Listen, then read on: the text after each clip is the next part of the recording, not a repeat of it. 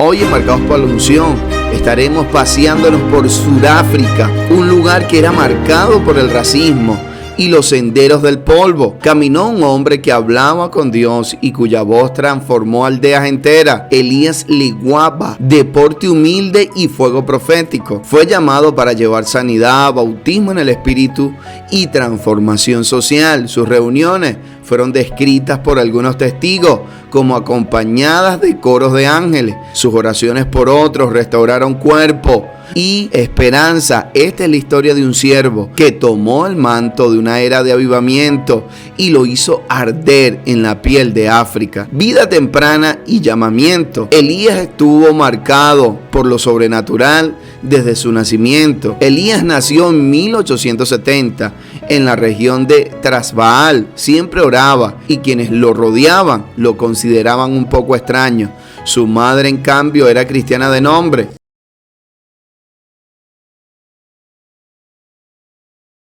La situación cambió drásticamente cuando 6 meses antes de que Legwaba naciera, su madre molía trigo. De repente vio a un hombre vestido de blanco de pie frente a ella. El mensajero le dijo: pronto tendrás un bebé fuerte, será mi mensajero y llevará mi mensaje del evangelio a muchos lugares. Sufrirá muchas persecuciones y cansancio, pero yo estaré con él y lo protegeré hasta su muerte, convirtiéndolo en una bendición para miles y en un instrumento en mis manos para establecer muchas iglesias cristianas. El hombre desapareció y la madre de Elías se convirtió en una firme creyente a partir de ese momento. La familia de Elías recibió educación y aprendió holandés para tener acceso a material literario.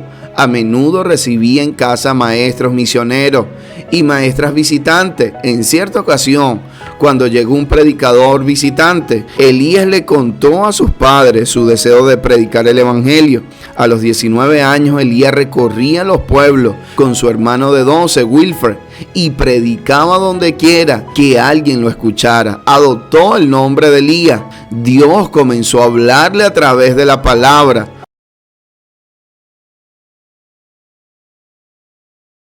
Un día Dios destacó en su vida. Mateo 8, 16 al 17. Al anochecer le trajeron muchos endemoniados y con solo la palabra expulsó a los espíritus y sanó a todos los enfermos para que se cumpliera lo dicho por el profeta Isaías. Él mismo tomó nuestras enfermedades y llevó nuestras dolencias. Elías sintió un hormigueo en las manos y un gran deseo de ver a los enfermos sanados. Ese día Elías se encontraba en Heidelberg cuando conoció a una mujer cuya hija tenía 14 años y nunca había caminado. Oró por la niña y se fue, sin saber durante 5 años que había sido sanada desde ese momento.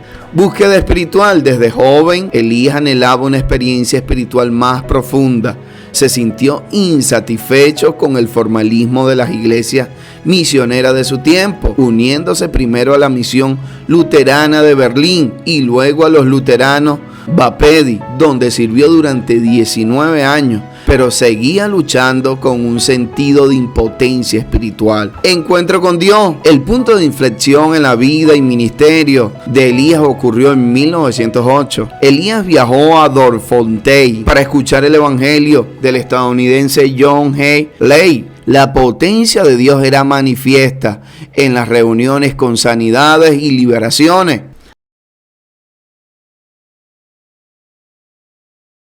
Ley, en un acto de desafío los perjuicios raciales de la época, invitó a Elías al escenario y lo besó saludándolo. Esto enfureció a muchos participantes blancos que amenazaron con expulsarlo.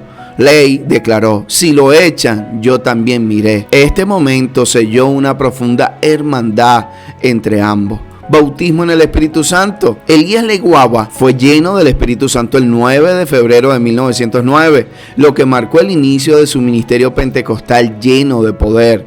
Elías regresó a casa y compartió la buena noticia del bautismo del Espíritu Santo con su padre. Su padre respondió de inmediato y fue lleno y comenzó a hablar en lenguas. También comenzó su propio ministerio.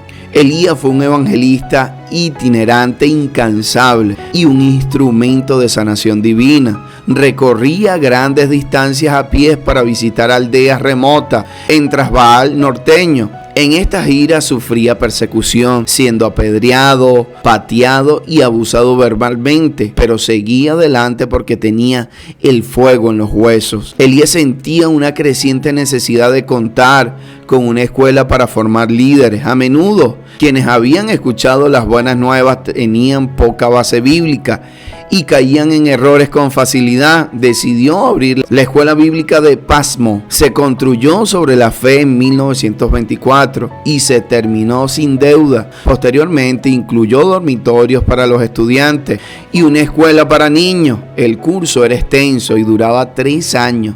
Elías alimentaba a los estudiantes con su propia granja y un pequeño salario de la misión de la fe apostólica. Elías era autodidacta y hablaba 7 idiomas: inglés, alemán, holandés, tonga, zulu, sutu y sosa. Capacitó a sus estudiantes extensamente en la Biblia, pero también les brindó habilidades prácticas de oratoria y comportamiento. Además de los idiomas inglés y holandés, Elías estaba a cargo de 37 iglesias. Los domingos dirigía los servicios de 5 o 6 lugares, comenzando a las 5:30 de la mañana, continuando hasta las 9 de la noche. También enseñaba 6 horas diarias en la escuela bíblica. Continuó la escuela hasta 1935, cuando tenía 65 años. Sus congregaciones eran tribalmente mixtas y a menudo sus sermones tenían que ser dados por 2 o 3 intérpretes. Tenía un corazón para la santidad, era un predicador ferviente y vio sanidades y milagros en su ministerio. Se reportan que vio hasta 10,000 sanidades en su vida. A menudo se le consideraba el hombre que recibió el manto del Ministerio de Sanidad de Ley en Sudáfrica. Elías murió en 1959 a la edad de 89 años. Las sanidades documentadas fueron más de 10,000. Personas recibieron sanidades mediante oraciones a lo largo de su ministerio. La niña coja, siendo joven, oró por una niña de 14 años que nunca había caminado y solo lo supo 5 años después.